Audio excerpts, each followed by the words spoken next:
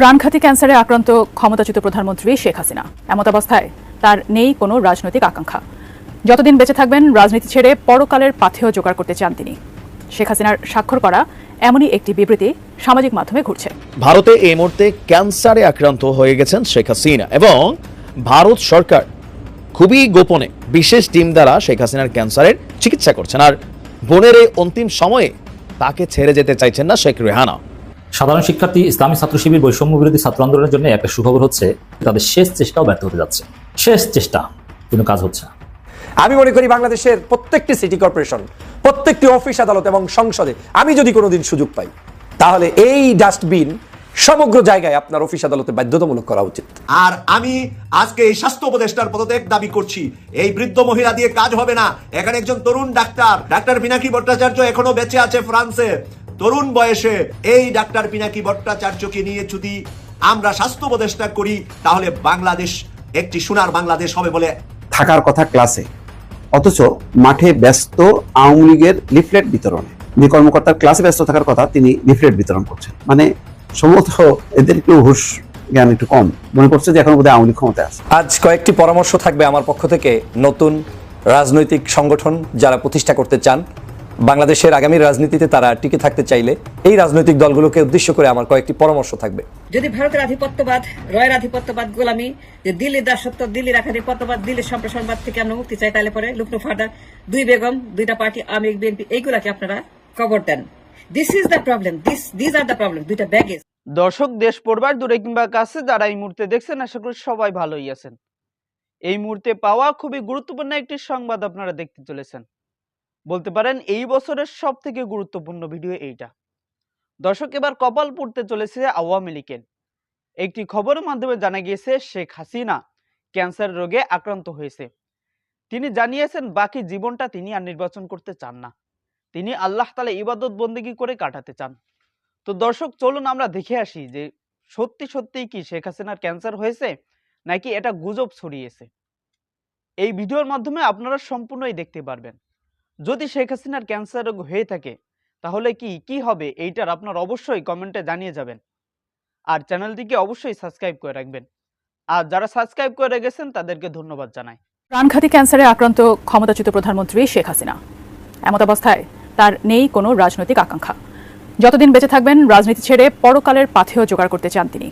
শেখ হাসিনার স্বাক্ষর করা এমনই একটি বিবৃতি সামাজিক মাধ্যমে ঘুরছে। এবার সেই বিবৃতিটির সত্যতা যাচাই করেছে fact checking platform Rumor scanner. গত 29 জানুয়ারি অন্তর্বর্তী সরকারের বিরুদ্ধে নিজেদের অফিসিয়াল ফেসবুক পেজ থেকে রাজনৈতিক কর্মসূচি ঘোষণা করে আওয়ামী লীগ। ঘোষিত কর্মসূচি অনুযায়ী 1 ফেব্রুয়ারি থেকে 5 ফেব্রুয়ারি লিফলেট বা প্রচারপত্র বিলি, 6 ফেব্রুয়ারি প্রতিবাদ মিছিল ও সমাবেশ, 10 ফেব্রুয়ারি বিক্ষোভ মিছিল সমাবেশ, 16 ফেব্রুয়ারি অবরোধ কর্মসূচি এবং 18 ফেব্রুয়ারি দেশব্যাপী সকাল সন্ধ্যা সর্বাত্মক কঠোর হরতাল করবে দলটি। এছাড়া ছাত্রলীগ সভাপতি ও সেক্রেটারি সই করা সেই বিজ্ঞপ্তিতে শেখ হাসিনাকে প্রধানমন্ত্রী হিসেবে উল্লেখ করা হয়। সম্প্রতি শেখ হাসিনার দেয়া বিবৃতি দাবি করে ফেব্রুয়ারিতে হরতাল ও আন্দোলন বিষয়ক জরুরি বিজ্ঞপ্তি শীর্ষক শিরোনামে একটি বিবৃতির ছবি সামাজিক মাধ্যমে ঘুরছে। বিবৃতিতে বলা হয়, প্রিয় দেশবাসী, আপনারা নিশ্চয়ই অবগত আছেন যে আমি শারীরিকভাবে অত্যন্ত অসুস্থ। প্রাণঘাতী ক্যান্সার আমাকে তিলে তিলে মৃত্যুর দিকে ঠেলে দিচ্ছে। এমত অবস্থায় আমার কোনো প্রকার ক্ষমতা বা রাজনৈতিক আশা আকাঙ্ক্ষা নাই। আমি আজ স্পষ্ট জানাচ্ছি যে বাংলাদেশ আওয়ামী লীগের ফেসবুক পেজ হ্যাক করে বিএনপি জামায়াতের লোকেরা বিভিন্ন উস্কানিমূলক প্রোপাগান্ডা ছড়িয়ে আওয়ামী লীগের শান্তিপ্রিয় নেতাকর্মীদেরকে হরতাল, অবরোধ সহ জ্বালাপোড়াও কর্মসূচির দিকে চালিত করছে, যা অত্যন্ত নিন্দনীয় ও ঘৃণার কাজ। আমি বারবার বলেছি, আমি এখন শান্তি চাই, পরকালের পাথেয় জোগাড় করতে চাই। আমি দ্ব্যর্থহীন ভাষায় বলতে চাই, আমি এখনো বাংলাদেশ আওয়ামী লীগের সভানেত্রী এবং আমি এসব সন্ত্রাস ও জ্বালাপোড়াও কর্মসূচির সাথে আমার বা আমার দলের কোনো সম্পর্ক নেই। এমত অবস্থায় দেশবাসীর প্রতি আহ্বান জানাই, এ সকল দুর্বৃত্ত আগুন সন্ত্রাসীদের বিরুদ্ধে গণপ্রতিরোধ গড়ে তুলুন এবং তাদের আইন শৃঙ্খলা রক্ষাকারী বাহিনীর হাতে তুলে দিন। জয় বাংলা, জয় বঙ্গবন্ধু, বাংলাদেশ চিরজীবী হোক। তবে সেই বিবৃতি আসল নয় বলে জানিয়েছে fact check platform Rumor Scanner. প্রকৃতপক্ষে শেখ হাসিনা এমন কোনো বিবৃতি দেননি। রিউমার স্ক্যানার বলছে, বিবৃতির ছবিতে ভারতের জাতীয় প্রতীক, হিন্দি ও বাংলার সংমিশ্রণ, শেখ হাসিনার নাম হিন্দি ও ইংরেজিতে থাকার মতো অসঙ্গতি দেখা যায়। শেখ হাসিনা কোনো বিবৃতি দিলে স্বাভাবিকভাবে তাতে এসব তথ্য থাকার কথা নয়। এছাড়া বিবৃতিতে বাংলাদেশ আওয়ামী লীগের ফেসবুক পেজ হ্যাক করার দাবি করা হলেও এমন কোনো গণমাধ্যম বা আওয়ামী লীগের নির্ভরযোগ্য সূত্র থেকে কোনো তথ্য পাওয়া যায়নি। আসসালামু আলাইকুম। শেখ হাসিনা কোথায় আছেন, কেমন আছেন, সুস্থ আছেন নাকি অসুস্থ? সরাসরি তার সম্পর্কে কোনো রকম তথ্য ভারতের কোনো রকম মিডিয়া থেকে আসে না, টেলিভিশন মিডিয়া থেকে আসে না, ভিডিও কোনো বক্তব্য গত 6 মাসের কাছাকাছি সময় হয়েছে আমরা সরাসরি দেখিনি তাকে। তো এই যে তিনি পর্দার অন্তরালে আছেন অথবা পর্দার অন্তরালে তাকে রাখা হয়েছে, অনেকে বলেন যে ওনাকে টেকনিক্যালি কন্ট্রোল করছে, তার স্পিচ সেখান থেকে রেকর্ডেড।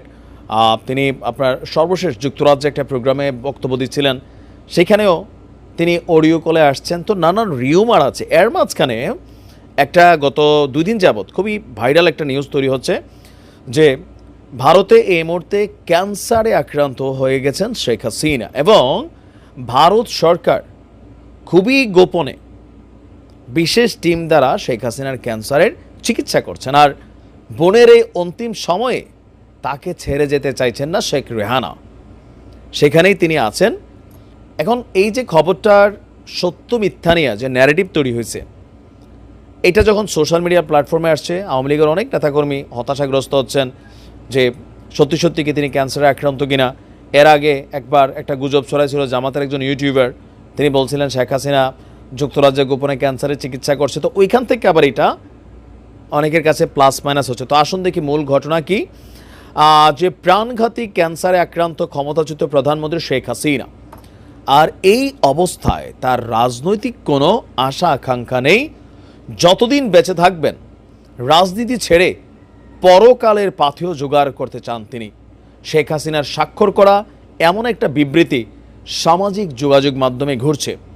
এবার সেই বিবৃতিটা নিয়ে আপনার ফেসবুকের যে ফ্যাক্ট চেকিং প্ল্যাটফর্ম আছে রিউমার স্ক্যানার, তারা বলছে যে গত 28শে জানুয়ারি নিজেদের অফিসিয়াল ফেসবুক পেজে অন্তর্বর্তী সরকারের বিরুদ্ধে যে রাজনৈতিক কর্মসূচি ঘোষণা করেছে আওয়ামী লীগ, তো সেইখানে আপনার তার একটা সম্মত সাইন করা কোনো কিছু বিবৃতি আসছিল। তো সেই বিবৃতিটারেই কেউ লাইরা চাইরা কিউ কার্ড বানাইয়া একটা বিবৃতি প্রকাশ করছেন, যেটা যে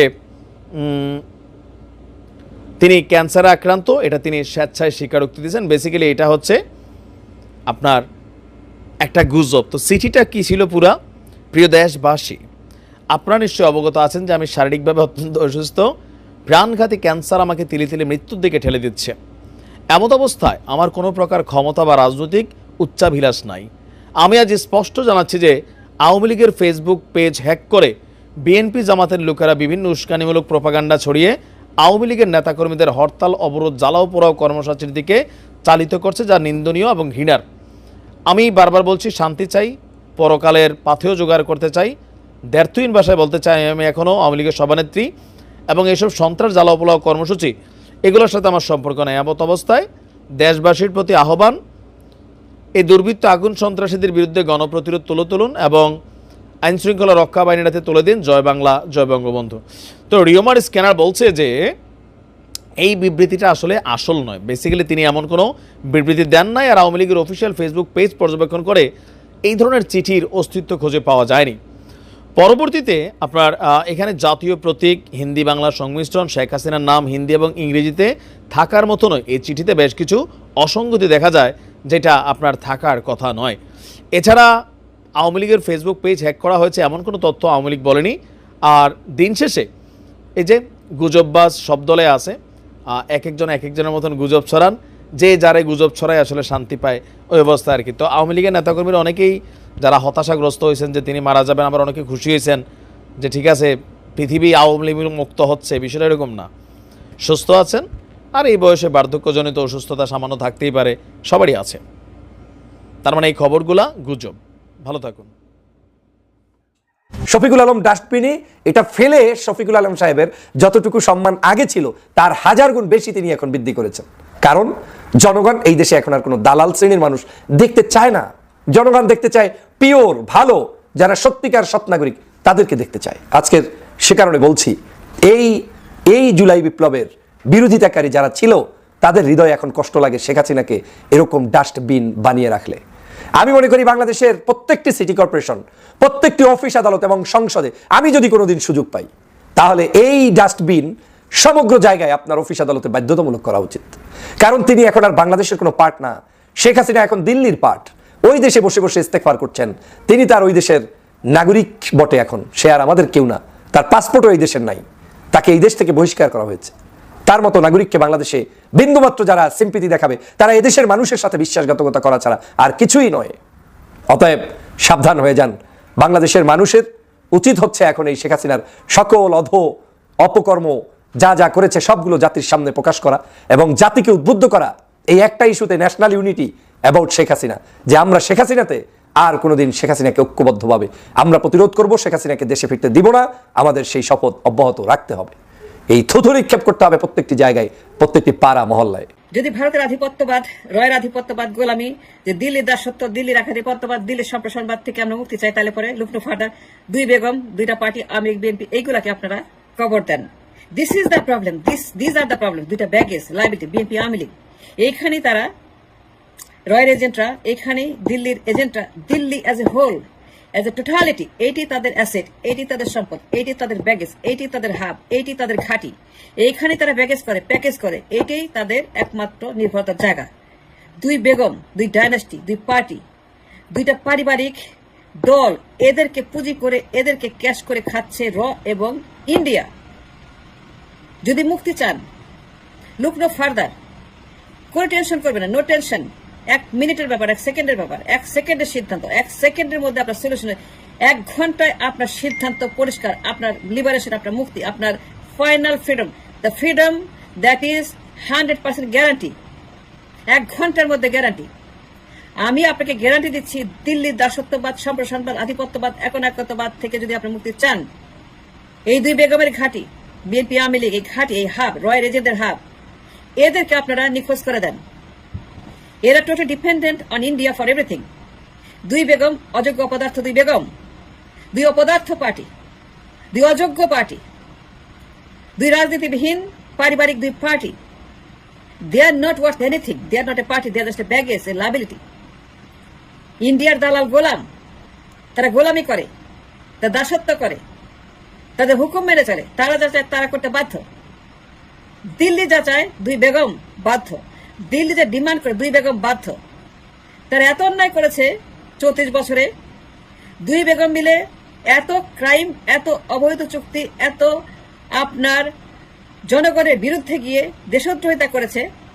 এ treason and all kinds of crime, all kinds of অবৈধ চুক্তি ফুক্তি যা যা করেছে ক্ষমতায় টিকে থাকার জন্য, দিল্লির দয়ে দাক্ষিণ্যে, দিল্লির অনুগ্রহে তাদের গোলামি করে, পাঁচাটা গোলামি করে ক্ষমতা থাকার জন্য দুই বেগম মিলে, দুই পারিবারিক রাজতন্ত্রবাদের দুই মহারানী গত 34 বছর লাগাতার দিল্লির কথা মতো উঠবোস করে যত ক্রাইম করেছে, তারা কিন্তু আটকে গেছে, তারা কিন্তু বন্দী হয়ে গেছে দিল্লির হাতে।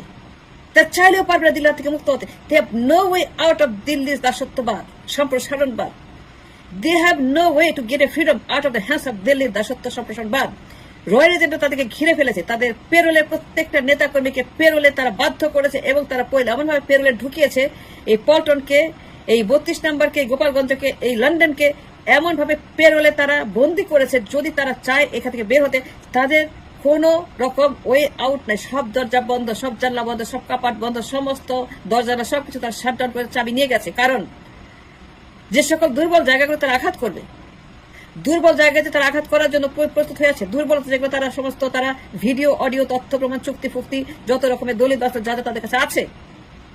And these baggages are so huge, the liability.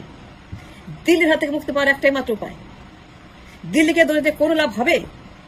দিল্লিকে গালি দিতে পারেন দিন রাত, ঝাঁটা মারতে পারেন, টকশো করতে পারেন, মোদী 14 গোষ্ঠী উদ্ধার করতে পারেন, ইন্ডিয়ার 14 গোষ্ঠী উদ্ধার করতে করতে করতে আপনি বছর বছর পার করে দেন, কোনো সমস্যা নাই। কিন্তু যতক্ষণ ব্যাগেজ না পরিষ্কার করবেন, দুই আবর্জনা দুই পার্টি, আওয়ামী লীগ, বিএনপি, এরাই হচ্ছে আমাদের সর্বনাশের নাম্বার 1 ঘাঁটি। সাধারণ শিক্ষার্থী ইসলামী ছাত্র শিবির বৈষম্য বিরোধী ছাত্র আন্দোলনের জন্য একটা সুখবর হচ্ছে, বাংলাদেশের সবগুলো বিশ্ববিদ্যালয় কলেজে ধীরে ধীরে এবং সেটা দ্রুতই ছাত্র সংসদ নির্বাচন হতে যাচ্ছে। জাকসু, যোগসু, ডাকসু, রাকসু সব হবে। ছাত্রদল বিএনপি পরিকল্পিতভাবে নির্বাচন ঠেকানোর জন্য যে চেষ্টা করছে, তাদের শেষ চেষ্টাও ব্যর্থ হতে যাচ্ছে। শেষ চেষ্টা, কিন্তু কাজ হচ্ছে না। নির্বাচন হবে। দর্শক, শিক্ষার্থীর আলটিমেটাম দিচ্ছে জাকসুর ঘটনা। জাকসুর তফসিল ঘোষণা না হলে ভর্তি পরীক্ষা বন্ধের হুঁশিয়ারি। ছাত্রদল নাম ছাত্র, কিন্তু ছাত্রদলের ছাত্র নেই। অছাত্ররা ভাইস চ্যান্সেলরদেরকে ভয় দেখিয়ে নির্বাচনের তফসিল ঘোষণা প্রতিহত করতে সক্ষম হয়েছে। হ্যাঁ, এটা তাদের সর্বশেষ আনন্দ। কিন্তু সাধারণ শিক্ষার্থীরা পাল্টা যে হুঁশিয়ারি দিল, চাকরি বাঁচাতে হলে ছাত্র সংসদ নির্বাচন দিতে হবে। অতএব ছাত্র সংসদ নির্বাচন না দিয়ে কোনো উপায় নেই, দিতেই হবে এবং খুব দ্রুতই। 1 বছর পর জাতীয় নির্বাচনের পর এরকম কিছু না। যেমন এই জাকসুর কথা বলি, এই ফেব্রুয়ারিতে নির্বাচনের তফসিল ঘোষণা হবে, 1-1.5 মাসের মধ্যে নির্বাচন হবে। এরপরে জগন্নাথ বিশ্ববিদ্যালয় হবে, তারপরে ডাকসুতে হবে, তারপরে রাকসুতে হবে, তারপরে চট্টগ্রাম হবে। কেউ ঠেকাতে পারবে না। ছাত্রদল এক জায়গায় ধরা খেলে বাকি জায়গাগুলোতে এমনিতেই ধরা যাবে। জাহাঙ্গীরনগর বিশ্ববিদ্যালয়ে সেই 90 দশকের পুরনো ছাত্ররা তারা প্রত্যেকদিন ক্যাম্পাসে আড্ডা দিচ্ছে, ঘুরছে। এর মানে ক্যাম্পাসে অনেক কোটি কোটি টাকার হিসাব নিকাশ বাজেট আছে, এগুলো খাওয়ার জন্য তারা বসে আছে। এবং জাহাঙ্গীরনগর বিশ্ববিদ্যালয়ে ছাত্রদল শিক্ষার্থীদেরকে খাবারের লোভ দেখে খাবার জোর করে, এবং যারা জোর করে নিচ্ছে ছাত্রদেরকে ছাত্রদলের প্রোগ্রামে, তাদের চুল পাকা। তারা হয়তো বা 90 দশকের ছাত্র নয়, এখনো পোস্টে থাকতে পারে, কারণ ছাত্রদলতে কোনো ছাত্র নেই। মনে হচ্ছে সেই 90 যাদের বয়স 50 বা তারও বেশি, তারা ছোট ছোট 19, 20, 21 বছরের স্টুডেন্টদেরকে জোর করে ধরে ধরে ছাত্রদলের প্রোগ্রামে নিচ্ছে। এটা ইঙ্গিত দেয় যে সামনে ছাত্রদল তাদের প্রোগ্রামে যেতে শিক্ষার্থীদেরকে বাধ্য করবে, এবং না গেলে তাদেরকে মারধর করবে, রিমান্ডে নেবে, গেস্ট রুমে নির্যাতন করবে। এবং এই কাজটা যাতে করতে পারে এই জন্যই তারা নির্বাচন ঠেকাতে চায়, এবং কিছুটা সফল হয়েছে। কিন্তু এটা হচ্ছে তাদের শেষ চেষ্টা, কাজ হবে না। খবরটা আপনাদেরকে জানাই, এর মধ্যেই সুখবর লুকায়িত আছে, হতাশার কিছু নেই। আগামী 6 ফেব্রুয়ারি বৃহস্পতিবারের মধ্যে জাহাঙ্গীরনগর বিশ্ববিদ্যালয়ে কেন্দ্রীয় ছাত্র সংসদ জাকসু নির্বাচনের তফসিল ঘোষণা করা না হলে আগামী 9 ফেব্রুয়ারি আসন্ন ভর্তি পরীক্ষার কার্যক্রম বন্ধ করে দেওয়ার হুঁশিয়ারি দিয়েছেন শিক্ষার্থীরা। তার মানে 6 ফেব্রুয়ারি জাকসু নির্বাচনের তফসিল ঘোষণা হতে পারে। এটা ঠেকাতে কেউ পারবে না। এটা যদি ঠেকাতে যায় তাহলে অঘটন ঘটে যাবে। যারা এই নির্বাচন ঠেকাতে চায় তাদেরকে ধরে উত্তম মাধ্যম দিতে হবে, তাদেরকে রশি দিয়ে বেঁধে রাখতে হবে। ওরা কি? ওরা কারা? ওরা কেউ ছাত্র না। ওরা আসবে কেন এখানে? সাধারণ শিক্ষার্থীদেরকে জেগে উঠতে হবে, বিশ্ববিদ্যালয় অচল করে দিতে হবে নির্বাচন তফসিল ঘোষণা না করলে। নির্বাচন ঠেকায় বিশ্ববিদ্যালয়, এটাকে জাতীয় নির্বাচন, যে পুলিশ র্যাব সব সংস্কার করা লাগবে। এখানে ভোট কারচুপির কোনো সম্ভাবনা নেই। বলে যে ছাত্রলীগের বিচার আগে 15 বছর। আচ্ছা, ছাত্রলীগের বিচার কি করে বিশ্ববিদ্যালয় প্রশাসন? ছাত্রলীগ নিষিদ্ধ, ছাত্রলীগ এমনিতে নির্বাচন করতে পারবে না। কোনো যুক্তি হলো? কোনো যুক্তি নেই। যুক্তি একটাই যে নির্বাচনে শিবির জিতবে, ছাত্রদল 243টা ভোটও পাবে না। এই ভয় তারা এখন নির্বাচন ঠেকাতে চায়। আর পরবর্তী দেরি হলে কি ভোট পাবে না? ছাত্রদল কখনোই ভোট পাবে না। ছাত্রদলের রাজনীতি ক্যাম্পাসগুলোতে শেষ। কিন্তু বিএনপি ক্ষমতা আসতে পারলে, তারপর নির্বাচন হলে সব কারচুপি করে নিতে পারবে। এটা হচ্ছে দেশের শেষ ভরসা। আজকে এই স্বাস্থ্য উপদেষ্টার পদত্যাগ দাবি করছি। এই বৃদ্ধ মহিলা দিয়ে কাজ হবে না। এখানে একজন তরুণ ডাক্তার বা এই চিকিৎসা ক্ষেত্রে এক্সপার্ট আমাদের পিনাকি ভট্টাচার্য রয়ে গিয়েছে। ডাক্তার পিনাকি ভট্টাচার্য এখনো বেঁচে আছে ফ্রান্সে, তরুণ বয়সে, লম্বা আমার চাইতে 1 হাত বেশি। এই ডাক্তার পিনাকি ভট্টাচার্যকে নিয়ে যদি আমরা স্বাস্থ্য উপদেষ্টা করি, তার যে পরিকল্পনা, তার যে সিস্টেম, সে যে পরামর্শ দিয়েছে, আপনারা পরামর্শ গ্রহণ করেন নাই।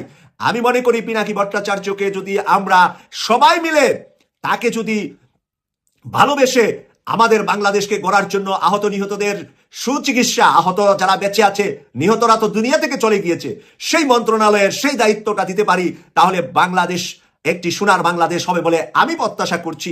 আপনারা যারা পিনাকি ভট্টাচার্যকে স্বাস্থ্য উপদেষ্টা হিসাবে দেখতে চান, তারা কমেন্টস করে আপনাদের মতামত দিবেন।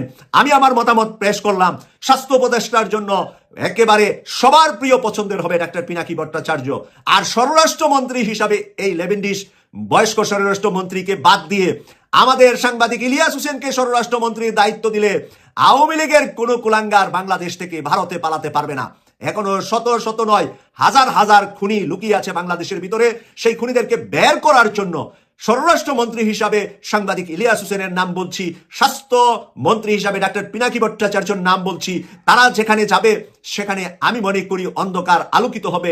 আপনারা কি মনে করেন? আপনাদের দর্শক, এত সময় আপনারা প্রতিবেদন দেখতেছিলেন। দর্শক, আপনাদের মূল্যবান মতামতটি অবশ্যই জানিয়ে যাবেন। আর আমাদের এই চ্যানেলটা নতুন, তাই এই চ্যানেলটিকে অবশ্যই সাবস্ক্রাইব করবেন। তো আজকের ভিডিও এই পর্যন্ত। ভালো থাকবেন, সুস্থ থাকবেন। আসসালামু আলাইকুম। দেখা হবে অন্য কোনো ভিডিওতে।